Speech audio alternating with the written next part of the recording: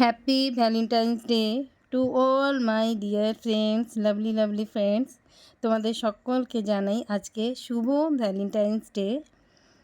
সবাই আজ নিজের ভালোবাসার মানুষদের সঙ্গে, নিজের হাজব্যান্ড হতে পারে, নিজের বয়ফ্রেন্ড হতে পারে, নিজের ছেলে মেয়ে হতে পারে, নিজের বাড়ির পশু পাখিরা হতে পারে, সবাইকে আজকের দিনে তোমরা মন খুলে ভালোবাসা দাও, ভালোবাসা নাও, এই আদান প্রদান করো।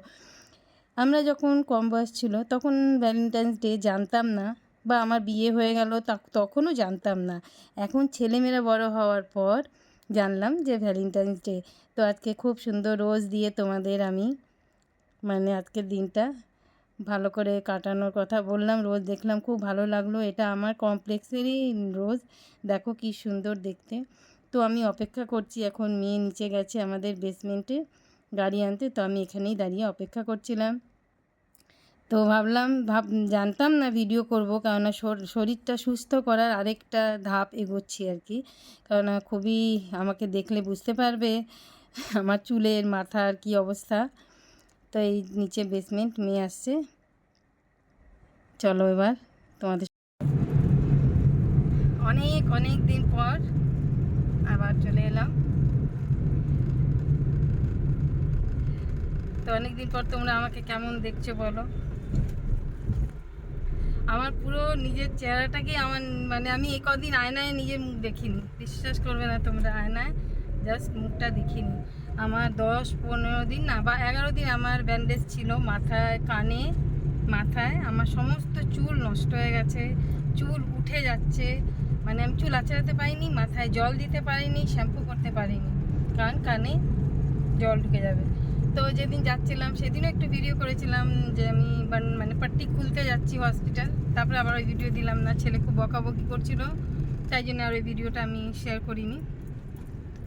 তো আজকে এখনও কানে আমার দুনিয়ার ওষুধপত্র, ওই কানের দুল এখন পরলাম, বেরোলাম বলে এখন কানের দুল পরলাম, পুরো স্টিচ এইসব জায়গায় পেছনে, আর ওষুধ লাগানো আছে। তো আমি যেহেতু শ্যাম্পু করতে বলেছে ডক্টর, আর আমিও না করে পারছি না। আমার মাথায় প্রচুর তেল, তেল দিতে হয়েছে, জট হয়ে গিয়েছিল, চিরুনি আর হাত কিছুই দিতে পারছিলাম না, যেহেতু 11 দিন চিরুনি করেনি চুলে।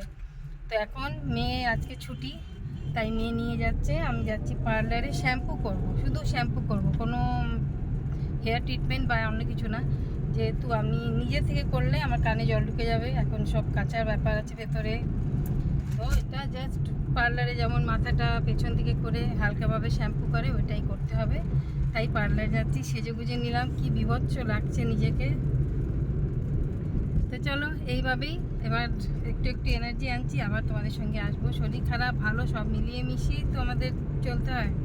তো যখন শরীর খারাপ ছিল একদম ভিডিও করিনি, একদমই করতে ইচ্ছে করে না। কাজকর্ম সবই করেছি, রান্না বান্না সবই করেছি, কিন্তু ভিডিও করা হয়নি।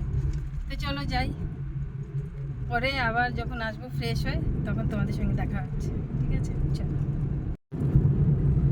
তো এবার দেখো আমার লুক, এতদিনে মনে হচ্ছে মানুষ, আর এর আগে মনে হচ্ছিল পাগল, পুরো মাথায় ব্যান্ডেজ, মনে হচ্ছে গুলি লেগে গেছে মাথায়। তো যাই হোক, কান বাঁচিয়ে টিস্যু পেপার দিয়ে এরকমভাবে ধরে রেখে চুলে শ্যাম্পু করা হলো। আরেকদিন কালার করব, কবে করব জানি না। তো এখন 4:30 বাজে, ভাত খাইনি, বাড়ি গিয়ে মা বসে আছে আমাদের জন্যে, কারণ এক জায়গায় আসলে দেরি তো হয়, ইচ্ছার দেরি না, এটা অনিচ্ছাকৃত দেরি আর কি। একটু বাজার করলাম টুকটাক। তো চলো বাড়ি যাচ্ছি এবার। আমি কাল থেকে না হয় পরশু থেকে হোক, যখন থেকেই হোক, ফুল কোর্সে আমার ব্লগ শুরু করব। তোমাদের সবার ভিডিও দেখব, তোমাদের সবার, যাদের ভিডিও তোমরাও বলেছিলে দেখো না, তোমার শরীর ভালো হোক তারপরে দেখবে, তো আমিও দেখিনি, এরপরে একদম টানা দেখবো তোমাদের, যাদের আমি ভালোবাসি, পছন্দ করি, তোমরা যারা আমাকে ভালোবাসো, ঠিক টাইম মতন তাদের ঘরে পৌঁছে যাব। তো এখন যাচ্ছি বাড়ি। আমি আমার লুকটা দেখিয়ে দিলাম। মাথায় 200 গ্রাম মতন তেল লাগিয়েছি, আমার মেয়ে ম্যাসাজ করেছিল যখন আমার এই চুলগুলো খারাপ হয়ে গেছে, ছিঁড়ে গেছে এইসব জায়গায় চুল। কানের পেছনের চুল আমার পুরো কাটা, জানো তো, এতটা দূর কাটা, অপারেশন করার আগে চুল কেটেছে।